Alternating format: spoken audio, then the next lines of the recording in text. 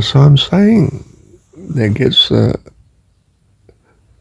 level of spin speed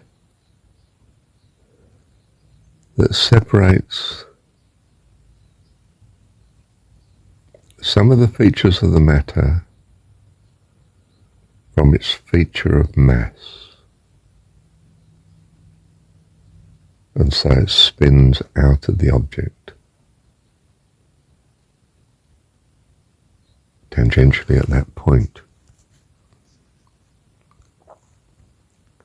Well, it may not get all the way out the object because it may collide with matter on the way, but even the incredibly dense matter around the middle, or deep in the matter's black hole body, is largely space, and some of this stuff showers off straight out, and might represent a lovely glow, halo, until it spreads far enough out to be relatively thin.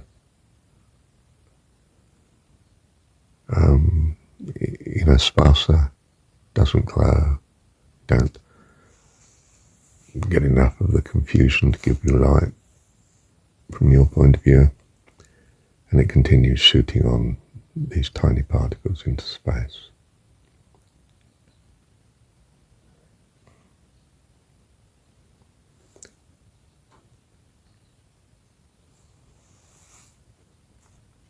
What I'm saying is the speed that they're going at has left their mass effect behind them. Or perhaps the mass effect will still be there if these particles slow down enough. And if they hit something like your detector surface, and you detect it and say, oh look, stream particles coming off. You say, light, but in fact what you're doing is you're receiving these particles and you're stopping their onward motion, of course. So their mass effect has now rematerialized on your surface.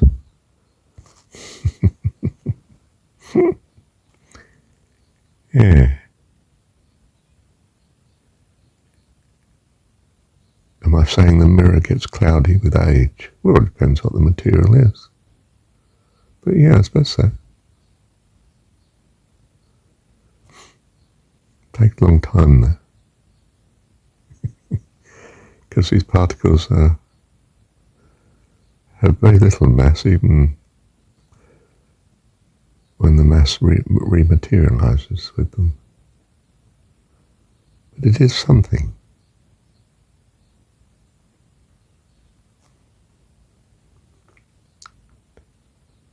Of course, it may coat so smoothly that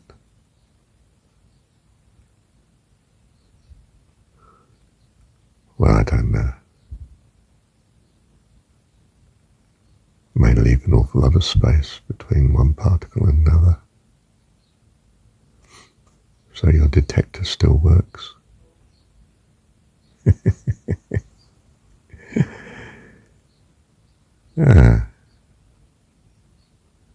Thank you, Dad. If you make the mistake of staring at sunlight too long, you want more than a second or two, really. Just a glance, that's all you can take. It damages the eyes. In what way? Well, it receives these particles, and they're coming in at quite a speed. And as far as they do collide with the matter, the substance of the eye,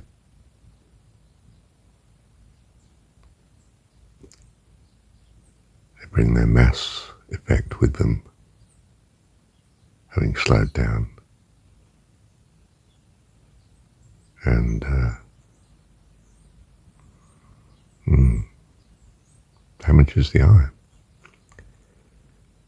or at least throws the shower of matter at it that is not optimal from the point of view of it acting as an eye, sensitive eye surface. Damages the neurons, throws a lot of junk at them. Basic theory then, spin the matter fast enough and it loses its mass identity and shoots off, attempts to shoot off a tangent to its spin. Nothing very sophisticated in this theory. Very simple. If it slows down for some reason, in some object in space or some effect in space, perhaps moving through other magnetic fields and electromagnetic fields, whatever,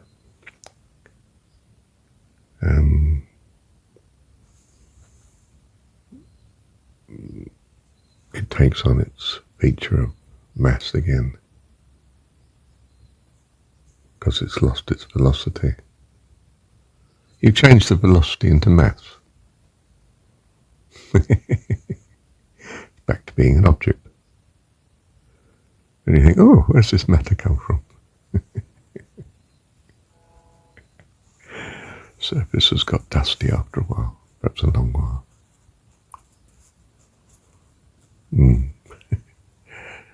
Thank you, Dad. Well, we could just have a much simpler theory and just stick with light, that level of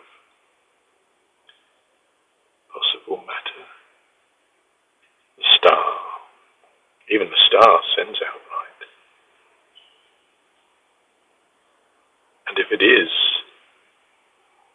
a particle, albeit very small,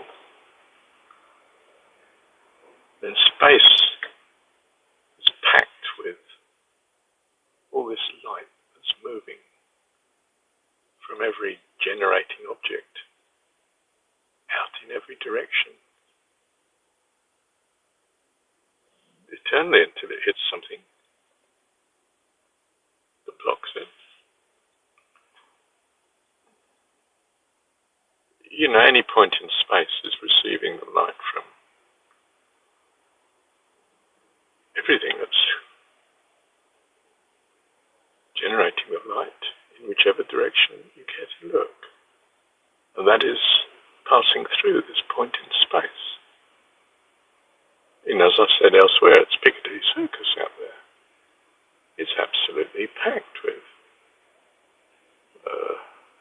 electromagnetic waves, at least,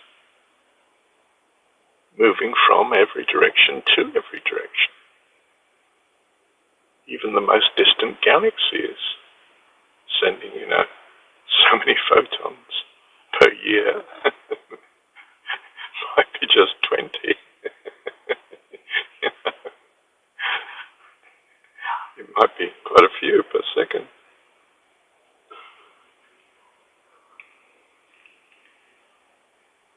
You need an awful lot, it seems, to make photosynthesis, keep your plants going.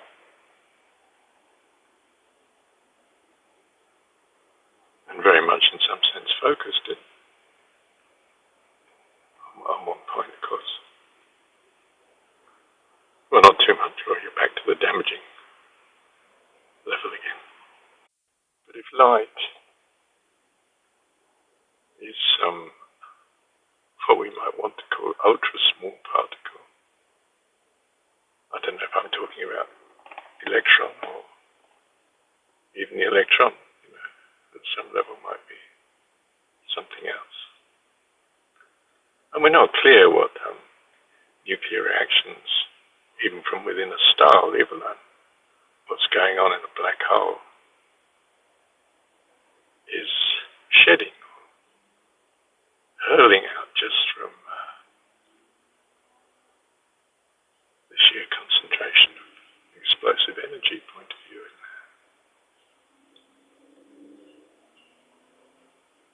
And that makes space not empty by any means.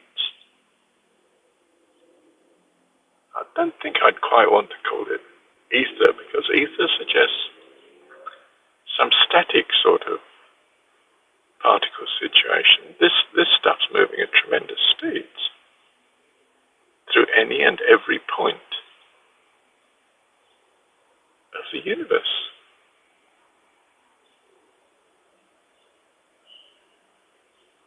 And if you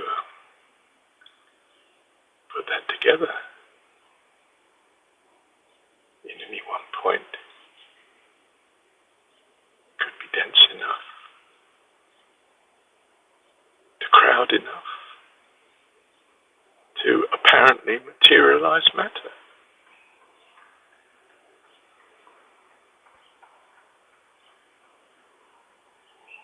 And you've got some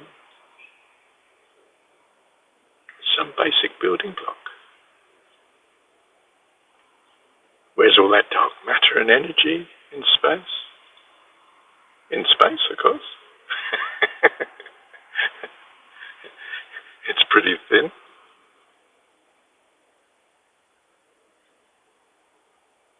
But there's an awful lot of space up there.